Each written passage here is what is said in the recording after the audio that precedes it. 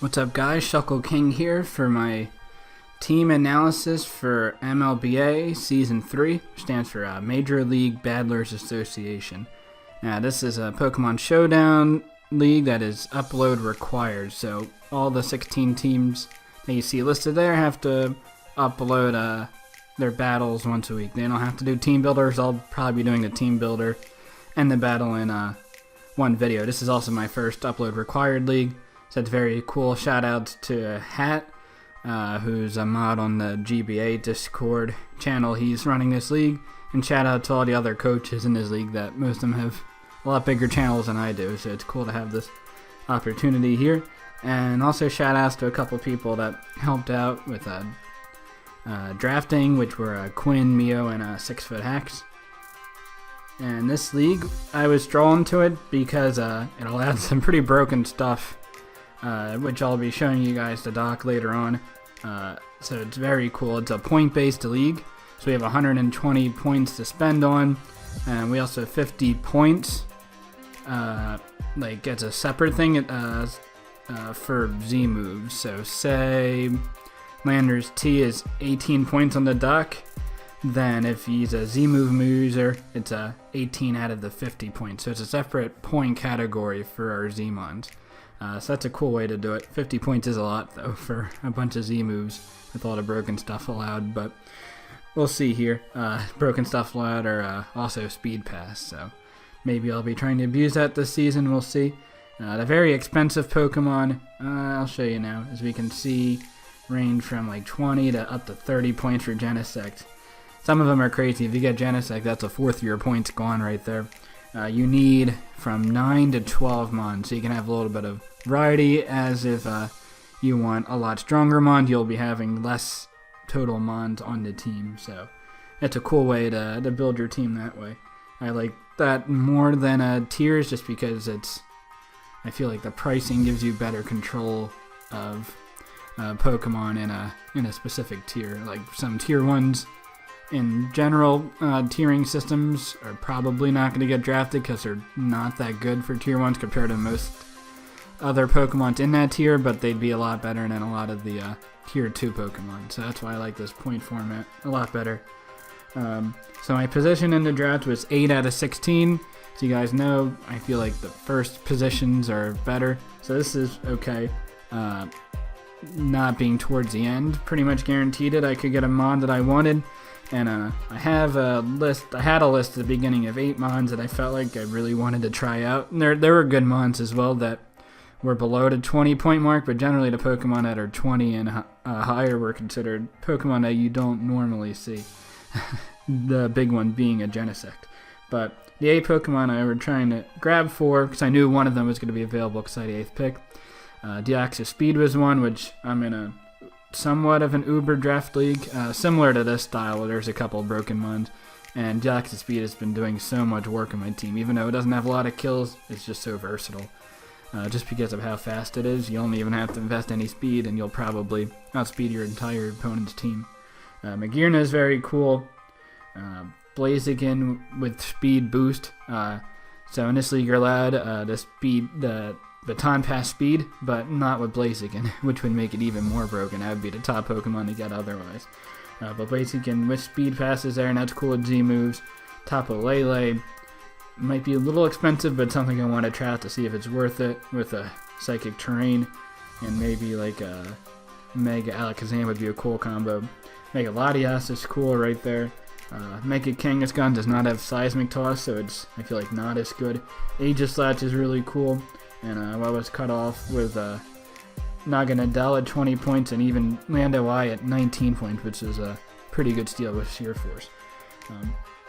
So there are the 8 mons that I wanted, and one was the 8th pick.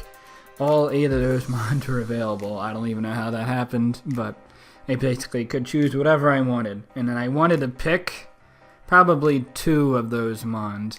I didn't want to spend more than 50 points in my first 2 picks, but I really wanted to get really powerful stuff, and I feel like I could round out the team with the rest of the ones I pick later on. So the Pokemon I decided to get with my first pick is Naganadel. As you can see up here, it was 20 points, so spoilers why I cut off the a 20-point monster. I didn't want to reveal my first pick there. But for 20 points, I felt like this was a huge steal. This was banned in the OU tier recently just because of essentially this set here, which is Nasty Plot, Draco Meteor, Sludge Wave, and Fire Blast. Now this set is cool because if you get and also with Draconium Z. Draconium Z, there we go. Now this set is cool just because if you get a Nasty Plot up, you can use a Dragonium Z Draco Meteor to get a kill, and then when you get a kill, your speed's going to be higher than your special attack because you'll be running a plus speed nature. So when you do that, you'll be getting a speed boost, and your Draco Meteor drop won't happen because you're using Dragonium Z. So ideally with this set, you want to get a Nasty Plot up, use your Z Draco move, get a +1 speed boost, and still have +2 special attack, and then you're going to rip holes through opponents' teams. There are a couple checks and counters to this Pokemon, but not too many. And I guess you can run, say, Focused. I think it actually doesn't get Focus Blast. I thought I got a fighting coverage. It does not. I guess you can run Thunderbolt instead of Fire Blast if you want to hit bulky waters, but really I don't see myself deviating. Heat Wave for steals. That's what I knew. Got another move that's a little bit more accurate, or Flamethrower, I guess. But really, this is the only set that you really need to run to be effective with Meganadol. I do have other Z move users on my teams you'll see later on, but I don't know if I'll be using those at any point. Really, this is the best set. I'll be bringing this pretty much most weeks, and it should do a lot of work.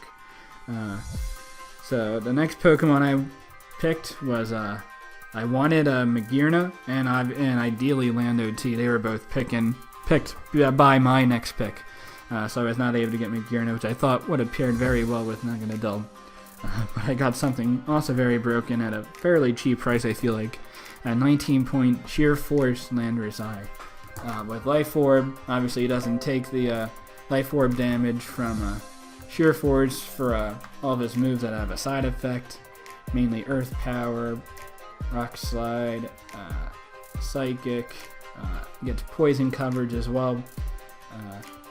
But just that based 115 special attack with Sheer Force and Life Orb and not taking any recoil damage from it, it's very scary. And then you can couple that with Rock Polish and become a sweeper at the end there. I can even run it Choice Scarfed with U-Turn. There's the possibilities for even just like Stealth Rocks and just a very hard attacker. Get Sludge Wave to hit grass types that resist the ground moves the Landorus will run. And Landorus is nice because it's obviously steel types do pretty well against Naganadel because of poison and dragon stabs. So Landorus should be able to wreck through most of those steel types with Earth Power. So I feel like this is a pretty cool combination here, and I really want to build around these two. The third Pokemon I want to get 2 bulky pivots for this team, and ideally just a bunch of sweepers. So my first bulky pivot is Mew. Mew's very cool that it was here. 17 points, which I felt like was pretty good value. I also considered Deoxys Defense, which was 18 points, which is a little bit more bulkier, has reliable recovery, gets Stealth Rocks and Spikes as opposed to Mew just getting Stealth Rocks, which is very cool. But I get Spikes later on, and one thing that Mew gets is Defog and Heal Bell, which are both very nice moves to get for like a cleric role if I want it to be in there. Mew's great just with the base 100s. It can be a defensive with Will-O-Wisp or even special defensive Will-O-Wisp, and it really takes a lot of hits. It takes a lot of neutral hits very well. It's only weak to Dark, Ghost, and Bug, which Ghost isn't too common. Dark is fairly common, but I have ways to patch that Dark weakness. And U-turn is a little bit annoying, but again, if I can Will-O-Wisp those U-turners before they get one off, just because base 100 speed is very nice for Mew, then U-turn's not going to be that big of a problem. And I have other ways around U-turners as well. But no, Munium Z was banned, ironically, with Genesect being that, but Munium Z is banned. I don't know why, but that's whatever. Mew's still very cool in this role. I could also run berries to basically guaranteed live any one hit. So look at all this coverage. You can see there, he even gets liquidation now. Just all the water types, I guess, do now, which is cool. Has reliable recovery and roost, which is very nice. I don't have to deal with like moonlight if I have to deal with weather teams and such. So yeah, Mew's gonna have, I feel like Mew will probably come to, I think we have 12 or 11 matches. It'll probably come to at least 10 or 11. It'll probably come to just about all these matches. I feel like my first 3 Mons definitely will pretty much come to every match, maybe even my first 4 Mons. So my 4th Mon was the basis of building this whole team around, and that is Alolan Ninetales. Alolan Ninetales is only 12 points. It's a Z-move user, but let's be honest, I'm not going to be using Z-moves on Ninetales here. It really has one role only, which is getting Aurora Veil up with Snow Warning. So Aurora Veil is essentially, it is a free light screen and a reflect in 1 turn. So that's very nice. Most weeks I'll probably be running Light Clay just to get the full benefit of it. So imagine Negative Dub, which is fairly weak, and one of its problems is actually getting up a Nasty Plot to sweep. Well, now it's under Aurora Veil, so it should be able to get that Nasty Plot up a lot easier.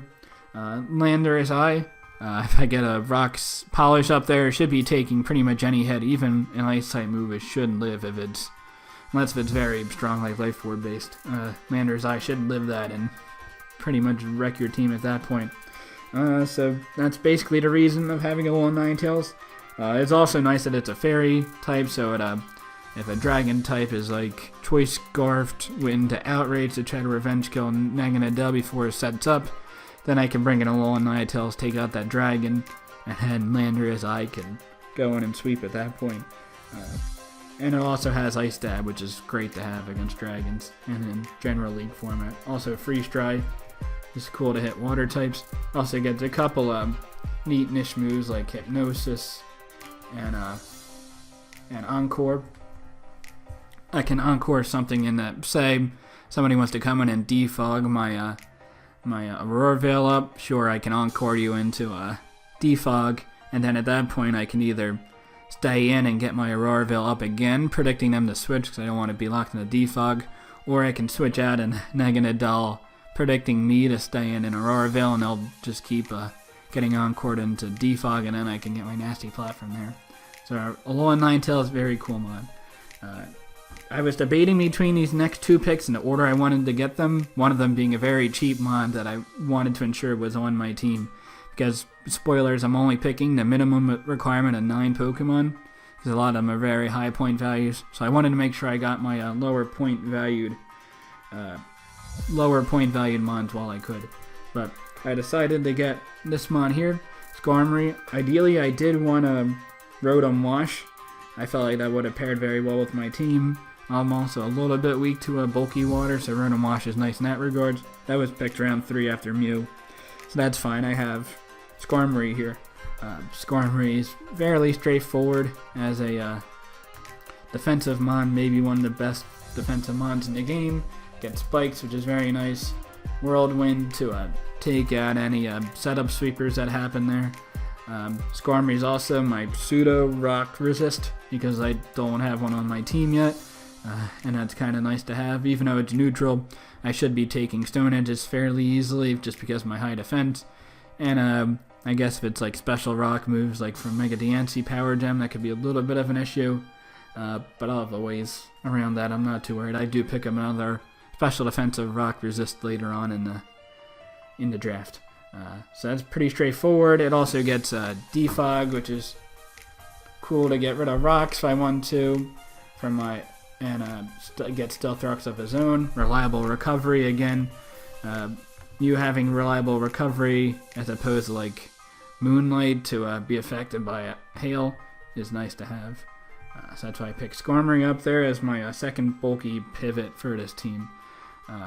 Oh, and I guess I didn't mention it about Mew, but Mew has U-turn, which is nice for bulky pivot. Rotom Wash has Volt Turn, which would have been nice. Skarmory does not have momentum, but that's okay. It's so bulky anyway. And it gives me Spikes, which lets me make maybe 1 or 2 KOs into Okos for Naganadel. So my first low point tiered Pokemon that I picked, The first one would have been Slurpuff, which was 6 points, but I was taken also in the third round. But that's a very cheap belly drum option there with sticky webs. That's going to be so cool to use. I think I had actually picked that up. But I get Lanoon instead, and Lanoon is so great with and without Z moves, just because with normal Liam Z with a belly drum, it restores your HP all the way up to full before it uses belly drum after taking a hit. So that's very nice. It does take away the Z move from negative dub, so I don't know how often I'll be using Lanoon. Maybe how much I'll be using Lanoon with normal Liam Z as opposed to like Papa Berry, which restores your HP to with 50% if it's below 25%. But with Gluttony, it's up to 50%. So it's very similar in function to normal Liam Z belly drum there. But Lanoon is cool this generation because it got Stomping Tantrum, which is a way to hit steel types even better than I guess you would have to use like Power Dig or just Dig in general, or Seed Bomb if it was a ground that was neutral to or if it was a steel type that was neutral to grass. You got Shadow Claw to deal with ghosts that are slower. There are not too many ghosts that are slower than Lanoon that are often seen. I guess like Chandelure. And then Extreme Speed, obviously. So, pretty straightforward. Lanoon, it'll get some sweeps at some point. Now, with my team so far, is a little bit weak to Bulky Waters, as I mentioned before. Again, Aurora Veil is going to help with Negative Dull to get a Nasty Plot set up. Even though most waters are going to have ice coverage to hit it super effectively, Aurora Veil should allow me to live one Ice Beam or such from Bulky Waters. But another way to deal with them pretty well, and also works great under Veils, is Thunderous Tea. Thunderous Tea is great just because of that high 145 special attack, and having electric coverage is very, very nice. Also, I have this as a Z move user, and I can realistically see myself using this a couple of times. Thunderbolt, it gets a Volt Switch, again, nice momentum again into Landorus or a Neganadel there. I can run Z Focus Blast, which is very nice. Z Grass Knight is also a cool coverage move to get. It doesn't hit hard on the physical side as much compared to regular Thundurus, but Thunderous Therian was also cheaper, so that's why I went with that. It also does get Nasty Plot and Agility, so I can see myself running Nasty Plot, Agility, Thunderbolt, and whatever coverage move I want, probably Hidden Power Ice. And that'll do pretty much good damage to any team, really. So, Thunderous Tea can also act as a Choice Scarfer, which is very nice. I guess Landorus Eye could be a Choice Scarfer as well, which is cool there. But I don't want to pigeonhole myself in making Thunderous Tea only my Choice Scarf user, because that's really underselling its potential sweeping power, which I want a bunch of on my team, as you can see. And you can also see that with my next Pokemon. We have Lanoon as a strong physical attacker, but really I don't have much physical attacking Mons on this team that are too effective in that role. Mew is okay coverage. Landorus Eye is okay coverage, but being physical really takes away from the special potential that it has. So I have my Mega here as well, and Mega Gallade. Mega Gallade has base 165 attack. That is ginormous.